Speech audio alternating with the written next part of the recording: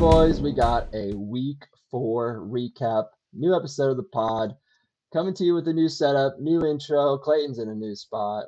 We got all kinds of stuff that we're still doing for you, though. Yeah, every week we're just coming up with new ideas. This one got to give a huge shout out to Ryan for putting together the new intro and running the podcast this week. I'm out in Kansas City right now, um, celebrating the Chiefs' back-to-back dub. Damn, So what can straight. I say? Took a little bit of effort here. We were having some sound issues, a little bit of video issues, but we got it all worked out. Um, yeah, Chiefs this weekend. I I'd start to say that might be the best win of any team this season right now. Yeah, I mean Chiefs looked great, healthy, worthy. Um, Pat doing his thing Huge again. difference. I think he broke some record. So back to breaking records for old Pat Mahomes. And then you got the Patriots this week. I gotta say, Drake I liked it. May is looking good. I mean, 3 total touchdowns with 3 incompletions. Turnovers are not as bad as they were last year, and defense with Gonzo looked good. And Marcus Jones, bro, almost had 2 punt returns. Should have had 2 punt returns. Had the one, but Can't get just tackled by the punter. yeah. But huge week for both our teams this week. Always nice to see. Yeah, I loved it. Hopefully they can keep it up. Both 2-2 now, so Yeah. great things coming. All right, with that, I mean, I think we got to get into some scores here. We had just a crazy week, honestly. It was a great week of fantasy. Well, I maybe hesitate on great, but it was a week of fantasy football with a lot of close scores and high scores. Three games coming down to Monday night. So that was it's not something we see very often, but 3 games coming down to Monday night. I know there was 2 Monday night games, but still just three Some games coming big down to Monday scoring night. losers. Yes, very, very big scoring losers. So starting off with uh, Bo and Cub here. You and I both picked Bo, and for a long time it looked like Bo was going to have it locked up for his first head-to-head win of the season. Yep. So we talked about it. We talked about the matchups that Bo had going in with uh, everyone except for Jameer, really. Where Emeka and I mean we thought AJ Brown was going to have to score some points, but Emeka played great. George Pickens against Green Huge. Bay. I mean, gosh, you could have thought that, it could have gone either way. Dak was either going to have to throw, and they were going to get in the end zone once or twice, which I think it was twice in the end, or he was just going to get locked down like other teams have by Green Bay. But we'll get more to that game later. We will. Um, but um, I thought Bo stood a shot here, stood a chance here, but fell short by 3 points to Cub, who also had a great week. Yeah, I will say, like, when you look at Cubs team, Josh Jacobs, they love to feed him the ball in the red zone. The guy just he gets a ton of touchdowns ever since he's been in Green Bay. Justin Jefferson looked good with Wentz. Started I off the think day hot. I think Cub probably is hoping Carson Wentz stays the starter there in Minnesota. Cortland Yeah, Sutton had a bounce back week. big Um, touchdown. yeah, and then Josh Allen doing his thing. So, I mean, huge week for Cub. Kind of disappointing for Bo. I mean, it always sucks when you put up a big number and you get the loss. But when you do look at Bo's team, You you can't get get past the defense here. yeah, you It can't get is past the Ravens defense. Already kind of sent a shot, a minor shot, a slight shot to Bo in the group chat this morning when he kind of mentioned that, oh, if I want to play the defense, and I was like, well, bro, you're playing a you defense that ranks, I think, 31st in total offense right now, you and one of the did. games was against the Cleveland Browns. So that's tough to see them in the lineup. Um, and then AJ Brown, it's just it's crazy to me that the Eagles are not using him more, trying to get him the ball more. I mean, even if it's just short stuff, I mean, he can run after the catch. He's just a playmaker, and to see him Yeah, with these low weeks is surprising. we've only seen one good game from him, Yeah. and as I think it was Bo. It looks like it would have been Bo's second pick. Um, to pick a guy that high and only get one game above like I think even like 8 points at this point is tough. So, Yeah, very but we'll still tough. be rooting for you to get that first head-to-head win here soon. Um, tough loss here, but you did get your first win at all in the win column, so it's good to not be sitting at 0 for anymore.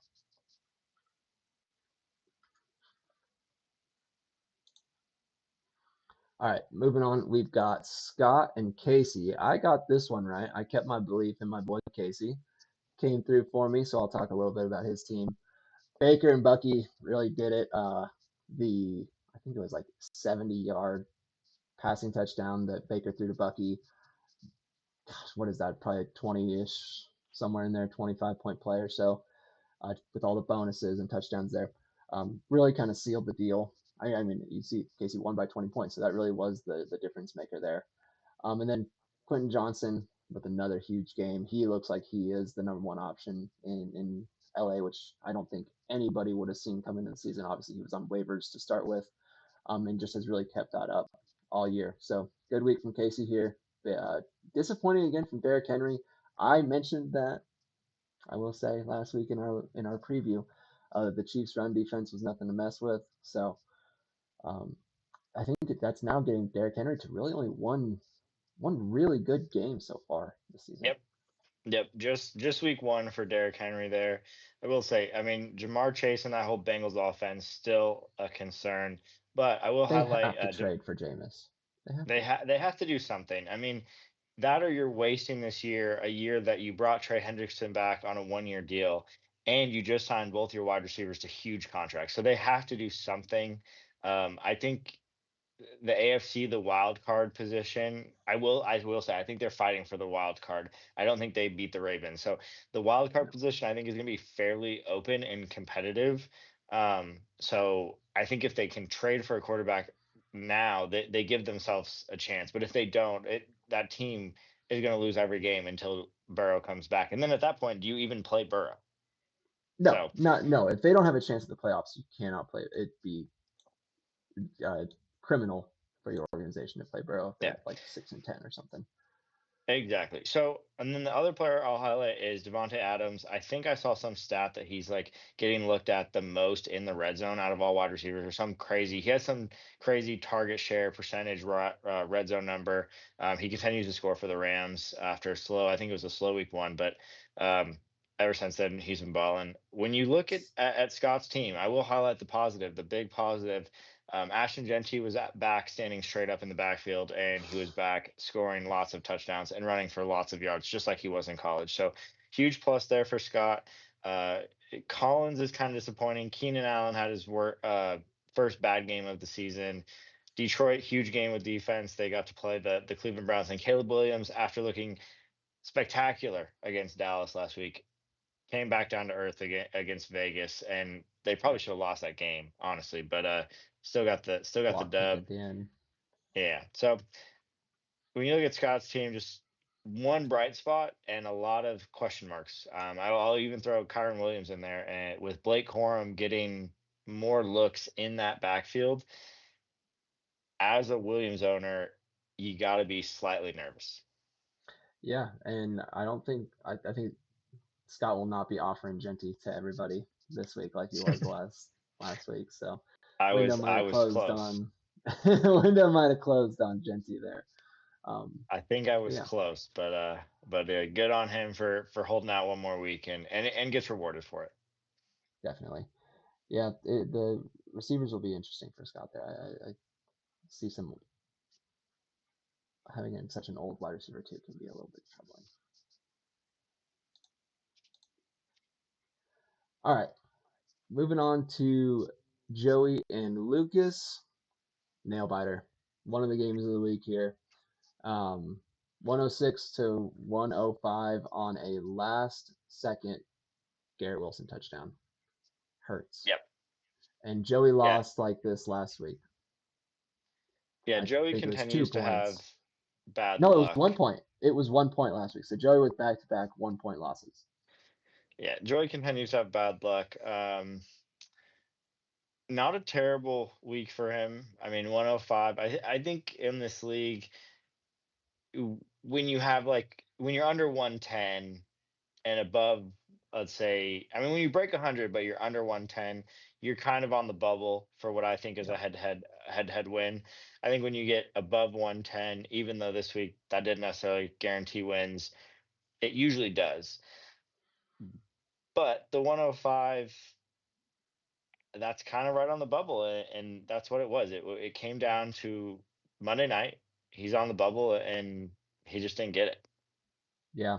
And especially with the 1 point loss like that, seeing your running back two with Montgomery there get only 1 point, especially after the week he had in against Baltimore the prior week where he put up 30 on Joey's bench. I mean, that gives you so much more confidence to start the guy, and then he comes back and gives you a 1 point dud when you lose by 1 point.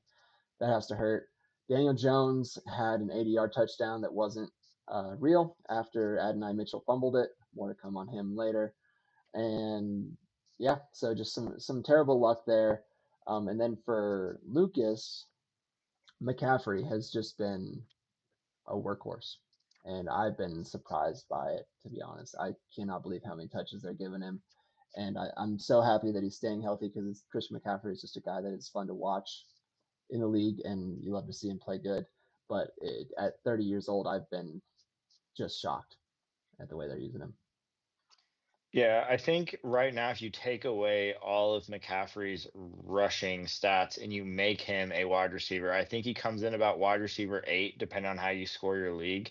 So it just shows how versatile and how much of I'm going to say dual threat he really is when it comes to Yeah, running and receiving. You look at the Jets players that Lucas kind of was hating on to start that game, both came through with a combined of 30, which, yeah. you know, I think if you I get can't complain 30 out about it of at two all. Jets, I mean, you can't be too mad. Yeah, I to piggyback off the thing you're saying about the receiver, I saw something. I forget the exact stat, but something like the first 20 receivers by ADP. I mean, you've got Neighbors, Jamar Chase, Jefferson hasn't been great. Lamb. Almost everyone except for Puka Nakua, more to come on him later, was just not he's not living up to the hype. And I'm sure there's some That guys or mixed by in there too injury. that I'm forgetting about. Yeah, injuries. I mean, CD's in there.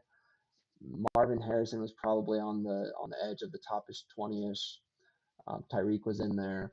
Um, so just a lot of different things that have been going wrong at the receiver position this year, top guys especially.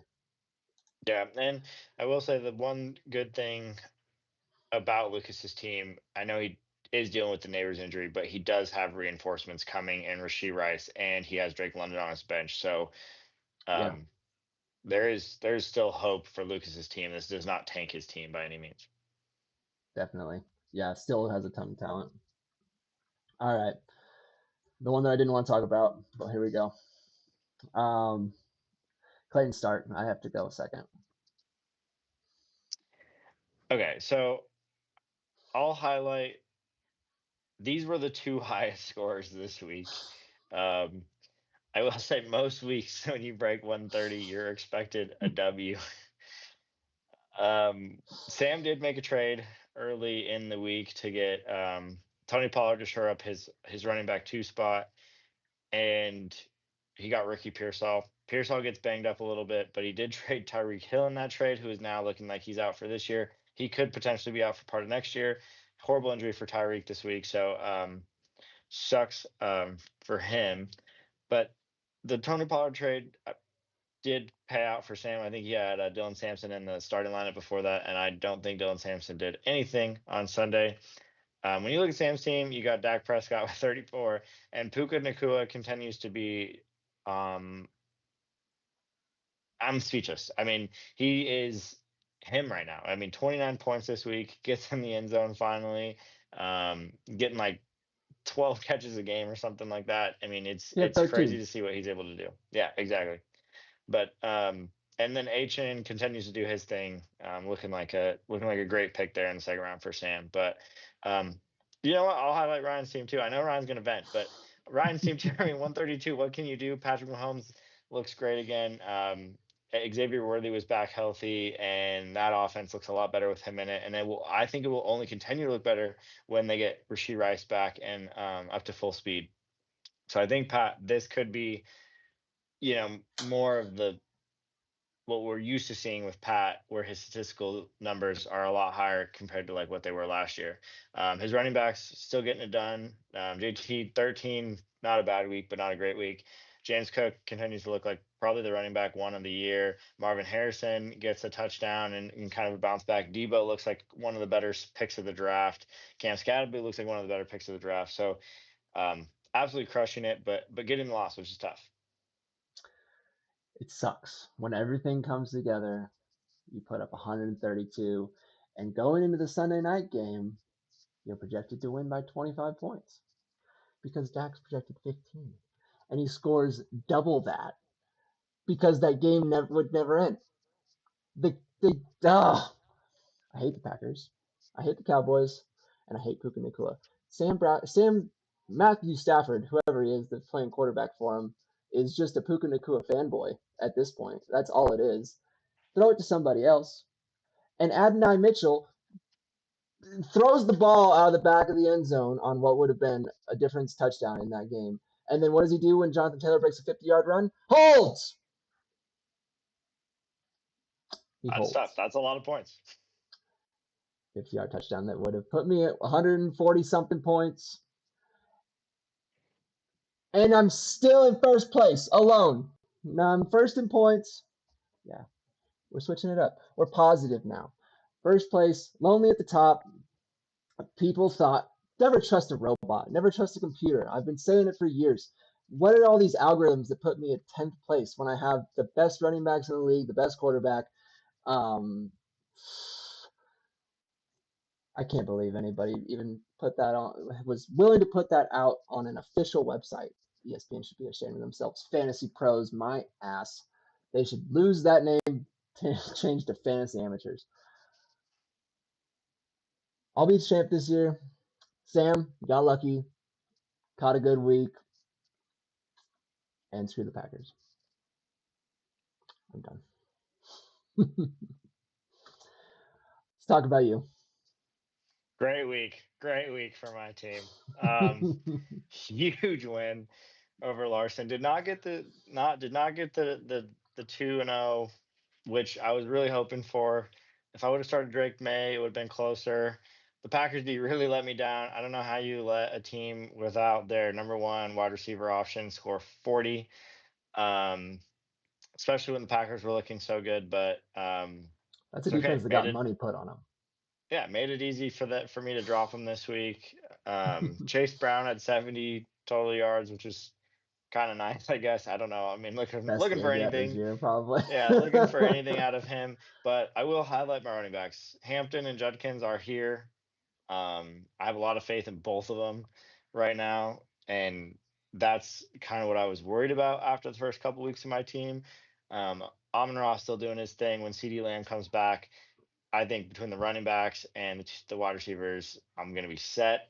I will say slightly still worried about the flex option, but great week for me this week. Tanner had a couple injuries, which did not help him. I don't think it was going to be that close. He also started Yeah. Trey Benson over Javonte Williams, which Javonte Williams has been playing like an RB1. I don't know why you bench someone like that, but you guys can ask him. So Lamar going down, that sucks. I think I saw like 2 to 3 weeks maybe. Tyreek Hill's done for the year. Yeah. Tanner just traded for him, and I mean I think he had 50 some yards and I don't know, a fair amount of catches. Yeah. Before half. So that does suck for Tanner. Lad McConkey looks like maybe maybe the biggest bust of the draft. It's tough to say right now with what's happening in Cincinnati with Jamar Chase and Chase Brown, but at least with that one, you kind of understand it's injury related. Like Lad McConkey, you look at him and it's like there's Just like can't get it the done. Chargers want to Like throw he's the just the football third this year. option. Yeah, exactly. And Quinn Johnson is producing like our wide receiver one numbers. So real Keenan Allen was interesting putting up situation there. high-end wide receiver Wide too. receiver Like two, yeah. they're supporting two receivers, and Lad is just the odd guy out. It seems Yeah. like. But With Tanner, at least he's got some backup from Roma Dunze. He's looked really good. I think he's still receiver 3 on the year. I yeah, believe he one of got the in the end steals of zone the again. draft. Yeah, great pick there. Saquon got in on a fake tush push, which is maybe even a more cowardly play than the actual tush push. Please just ban the formation already. Um, and then he traded for the Broncos defense. So along with the Tyreek trade, Broncos defense in a game they got to play against maybe the worst quarterback in the league right now. Put up some decent points, but other than that, not much to write home about. Sucks that Lamar got hurt. Another guy that you hate not being able to watch because he's fun to watch. It I don't even want to say it, but I honestly did not really. I didn't realize his injury was that bad. I kind of thought it was something where because they were down by so much, and I did believe that he got injured because you don't like bench a guy that early, even if you're getting blown out. But I figured it was something where it's just like, yeah, he maybe could have gone in, but because they're down by 20, we'll Yeah, hold you him. thought maybe it But to was see that just he's like out for a 3 weeks, yeah, you thought maybe it was just a tweak. Right now he's doubtful. I saw 2 to 3 weeks. I mean, with muscle stuff, you never know, and that's what it sounds like it is. So maybe it's only 1 week, maybe it's 3 weeks. Hopefully it's shorter rather than later. Um, yep, I maybe saw something too that Benson might be dealing with something. I don't know how really, legit that was, but he was not in for the last drive. So I think with anything with him, I think it's minor. But I saw that I think he was doing some kind of imaging or missed practice today or something. So um, situation to monitor. yeah, hopefully not. Yeah, I mean, it's always that's the worst part about fantasy football is when people are getting injured, you get clusters like that on one team, so you don't want to see that. All right, and to wrap it up with the summary of the picks for the week, um, me and Clayton were pretty similar this week, with just the Casey Scott difference, and I managed to get that one. So, gain another game. Got 4 on you right now, Clay Dog. Are you buying tickets yet? I'm getting close. Starting to look at flights. Realize that they aren't out yet for next football season. So That's not too far. luckily, don't have to quite worry about that just now. But yeah, down 4. I think that's a steep hill to climb, but it also could be changed in 2 weeks. So not Yep. giving up hope just yet. Yeah. If you maybe yeah, there's no 2 wins to gain for each game in this race, so you got a little bit of a hill to climb. But with that, I mean, I think we'll wrap it up. We've got another episode incoming on later this week. I'll be moving around a little bit, so we'll see Yes. how that Now works out. Ryan will be in a different state. I'll be back in Yeah, Albuquerque, so we'll see. We'll see what we're able to put together towards the end of the week. I would like to highlight maybe some players that are MVPs and players that are duds. I think we real quick give maybe everybody's yeah. MVP and everybody's dud. So be looking forward to that. I think that would be interesting, and then maybe the overall MVP and the overall dud. It's tough to say. We're still like it's 4 weeks in, so still lots I of mean, a football quarter left. of A the way lot of through the things are going to season, though, pretty change. much 25%. Yeah, definitely. Yeah, I think that's a great idea. We can make that happen. All right. So we'll be looking forward to that, and then be looking forward to the new intro again. Yeah, the intro is fire, huh? Alrighty. Well, have a good week, gentlemen. We will talk to you soon. Get some matchups and picks coming your way on later this week. Yep. Better, better. See you around. Great episode.